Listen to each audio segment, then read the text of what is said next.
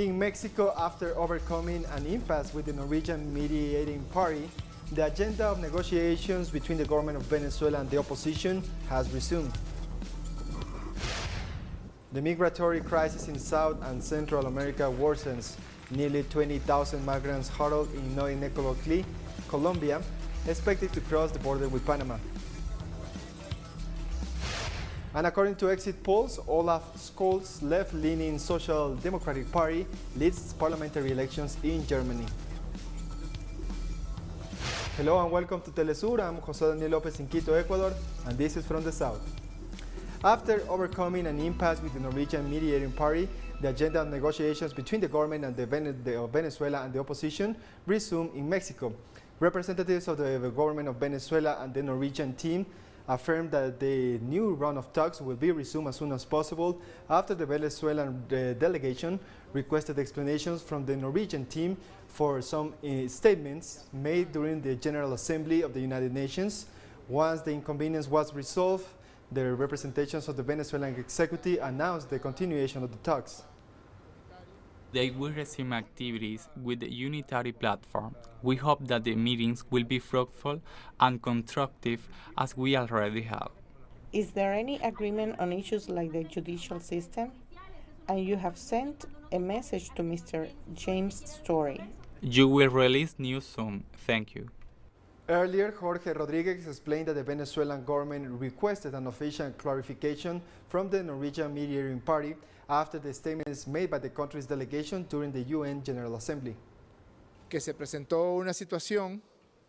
A situation arose that affected compliance with the guidelines already signed in the Memorandum of Understanding between the government of the Bolivarian Republic of Venezuela and the self-called United Platform. Venezuela requested an explanation, and Venezuela also requested clarification of the events that took place in an intervention at the United Nations General Assembly.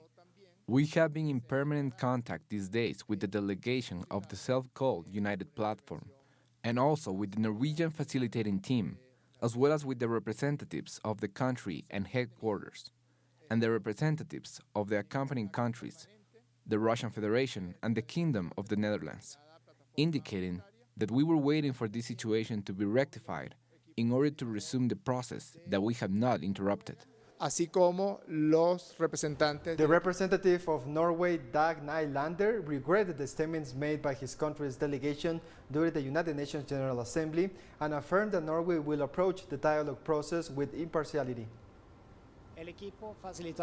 The Norwegian facilitation team would like to emphasize that it will maintain and demonstrate strict impartiality and its deals with the parties according to the established guidelines. In this regard, we regret that the recent statement at the UN may affect confidence in our role. Also, the head of the Venezuelan government delegation denied the statement made by the opposition delegation, who announced that they will not attend the new round of negotiations. Necesitábamos hacer esta aclaratoria. We needed to make this clarification because yesterday we were surprised by a communiqué published by the self-called United Platform, where it was stated that the representation of the Bolivarian government would not attend the dialogues in Mexico. We found it surprising since minutes before this communiqué was published, I spoke with Dr. Gerardo Blide, head of the delegation of the United Platform, and I also spoke on different occasions with the Norwegian facilitating team. Just as we said that as soon as this impasse could be resolved, we will continue with the same determination, with the same strength, with the same capacity to understand the other, and at the same time, to defend the truth and the dignity of Venezuela. We informed the country that we have turned the page on this impasse that arose, and we will continue working with all our intensity. In the municipality of Necoclí in the Colombian department of Antioquia, the humanitarian situation is getting worse. Nearly 20,000 migrants are huddled there, waiting to cross the border with Panama. We have the details in the following report of our correspondent Hernán Tobar. teleSUR went to the municipality of Necoclí in the department of Antioquia, a first transit point on the migratory route of thousands of people. Here, almost 20,000 migrants are waiting, hoping for a ticket to continue their travel. This is the case of this Haitian citizen who has been here for 2 weeks now. and claims he has no money to pay for the month he has to wait to be able to take a maritime transport to take him to the border with Panama. That is why he was forced to live in this tent. If you don't have money, you can't eat, and you don't have money to pay for a hotel to sleep and sleeping right there. When big water falls, everybody gets wet. This municipality in western Antioquia had not foreseen overflowing the scarce capacity of basic services and healthcare services. This predatory basic health post serves more than 100 people daily. Due to the situation in which many people are living in tents located on the beach, as you can see, it has generated complex health situations, mainly acute respiratory infections, acute skin infection, and in pregnant women we found a lot of bacterial vaginosis. Between 1,000 and 1,200 people arrive in this municipality every day. Both migrants and some local authorities claim that the national government should have set up an adequate humanitarian camp or shelter for this population. The municipal representative assures that the government of Ivan Duque has not responded to the request of Necoclí in the face of this emergency. We have an absent state here. The state here is not helped at all. The state does not appear. It ignores the call made to it. I have made some requests to the Chancellery, to the Ministry of Interior, and we have not received any support. We have not received support from any state entity, and practically the municipality of Necoclí is facing this situation by its own. Daily, and according to the agreement between the governments of Colombia and Panama, only about 500 people live through this port. In this situation, many use private transportations, risking even their lives. According to the government of Panama, since July of this year, more than 18,000 migrants have arrived, and according to the Colombian Red Cross, so far in 2021, about 70,000 migrants have arrived in Necoclí. The United Nations General Assembly has discussed about the illegal sanctions imposed against Cuba and Venezuela, as well as the high-level dialogue on energy, a collateral event including the participation of 100 member states, as well as business leaders, foundations, and international civil society and youth organizations to mobilize commitments and actions in terms of the cold green energy.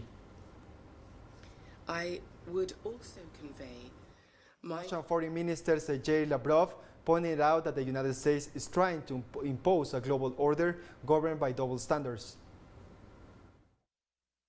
The latest example in the U.S. proposal to hold a so-called Summit for Democracy. The participants will be determined by the U.S., of course. The U.S. believes it has the right to judge in its own point of view whether the rest of the country are democratic or not. This initiative is essentially aligned with the Cold War mentality. The U.S. declared a new ideological war against its dissidents. Lavrov also warned that there are persistent attempts to diminish the role of the United Nations in solving the world's problems. For Russia, it's obvious that threat and challenge can only be addressed effectively through concert effort, in strict compliance with universally recognized principles of international law, the purpose and principles in the UN Charter. The UN must play a central coordinator role in global policy, unleashing its full potential for. In Chile, racist protesters burned the belongings of migrant families who were camping in a square in the northern city of Iquique. The march was organized by sectors of right-wing and violent groups. On Friday, the families had been violently evicted by special forces of the police that left 14 detained and several injured. Human rights organizations describe the events as a consequence of the policies of the Sebastián Piñera administration that assimilates migration with delinquency and encourages an escalation pre-electoral racist violence. More news in a minute. Stay with us.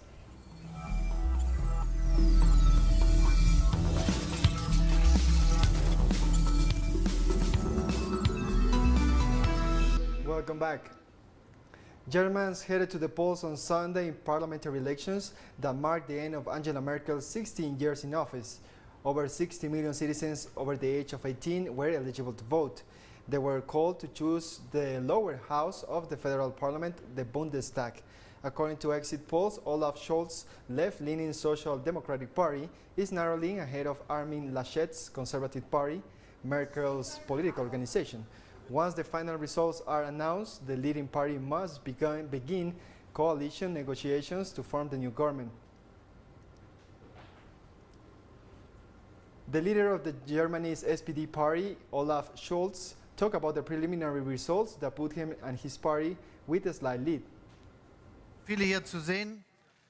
I am glad to see so many here, and of course, I am glad about the election result, for which the people of this country have voted.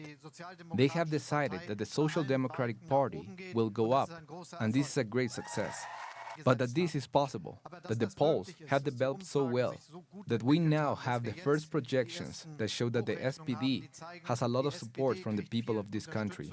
That is a mandate to ensure that for all that was discussed in this election and that we have proposed is also implemented, and we engage ourselves politically in order to achieve this. In Portugal, more than 9 million voters were called to vote in local elections on Sunday to renew 300 city halls and municipal bodies. Attention is focused on the abstention rate, which the last local elections reached 45%.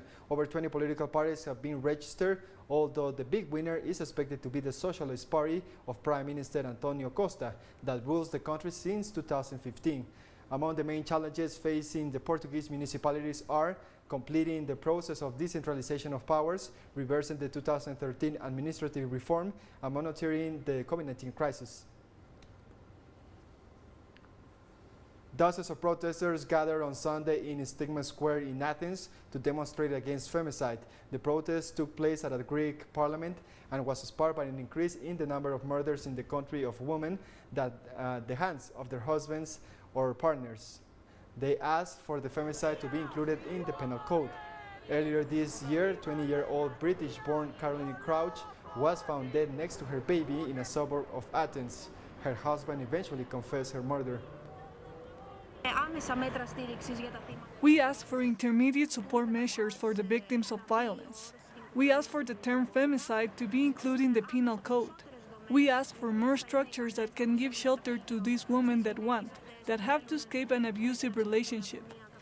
Also, we want to change the attitude, to break the patriarchal stereotypes and have children in schools learn about consent, so we can prevent this problem at its beginning, at its root.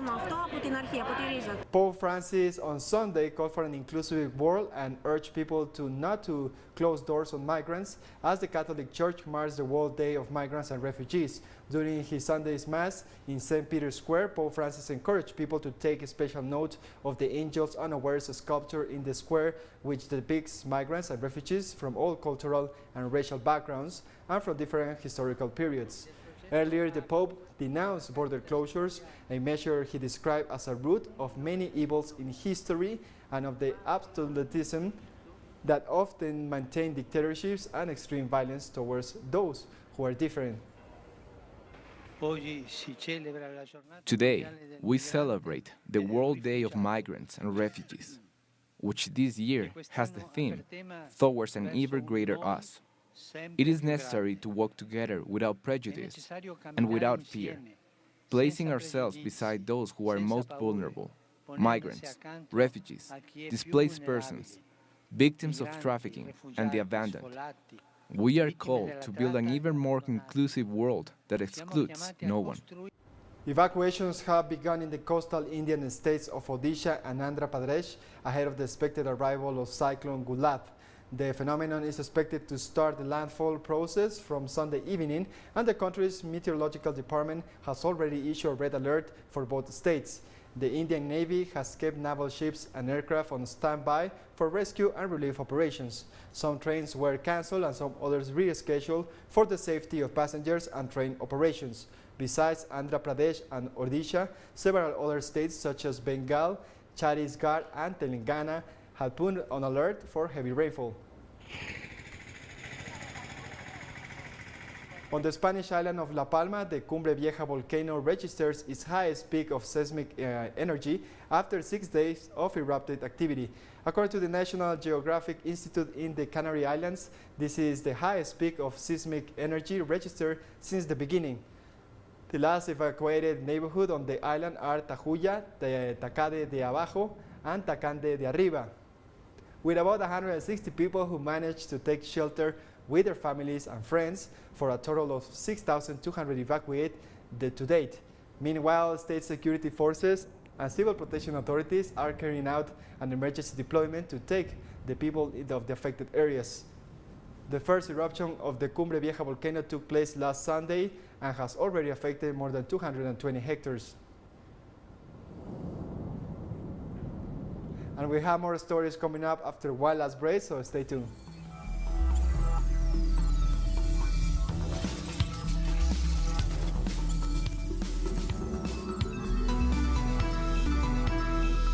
Welcome back. An institute named Together has been providing computer classes for visually impaired women in the city of Addis Ababa, Ethiopia. The institute currently offers free computer lessons to 150 visually impaired women. The institute tries to help them gain independence and further their educations. Blindness is a major global public health concern. Approximately 50 million people are blind, 3 times that number is visually impaired, 90% of whom live in poor countries. 65% of blind people in the world are women. I didn't understand them well. Even a lot of people, they didn't think visual impaired, they are attending computers. But still they are attending, they can do everything what they want by computers, you know, internet, everything they can access, they can work. But if we are not going to give them this opportunity, still, you know, they will stay at home. That's not good. So that's why always we are focusing to women.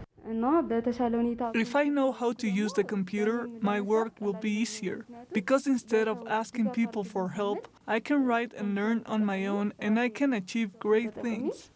In Somalia, at least 8 people were killed and 7 others were injured on Saturday in a bomb attack in the capital Mogadishu near the presidential palace. The attack took place at the El Gabat neighborhood on a road leading to Somalia village, which serves as the official residential palace and main workplace of the country's president. The explosion caused significant material damage to buildings in the area and several vehicles. Witnesses say that the car bomb detonated when the police stopped the driver for a security check. The attack was claimed in a brief statement by the Al-Shabaab group, close to Al-Qaeda, which has been fighting to overthrow the government since 2007 and often carries out attacks against the security forces and the country's leaders. 7 civilians and 1 Somali traffic police person were killed in the attack. 9 people were wounded. The terrorists attacked not only soldiers, government offices, but today, they also killed a mother with her 2 children who were visiting this MCH center behind me to get her children vaccinated. Rwandan President Paul Kagame has visited the northern Mozambican province of Cabo Delgado to reaffirm the importance of collaboration between the 2 countries. Rwanda was the first African country to send troops to the province, 8,000 soldiers and police officers in July, to help the Mozambican army in the northeast of the country, facing increasing attacks by armed groups since late 2017. Other countries in the region have followed, including South Africa, which sent 500,000 soldiers. So much as we cannot be here forever, I think primarily the problem we are dealing with our friends of Mozambique cannot stay here forever too. So as we solve the problem which solidified this cooperation, we are definitely working together.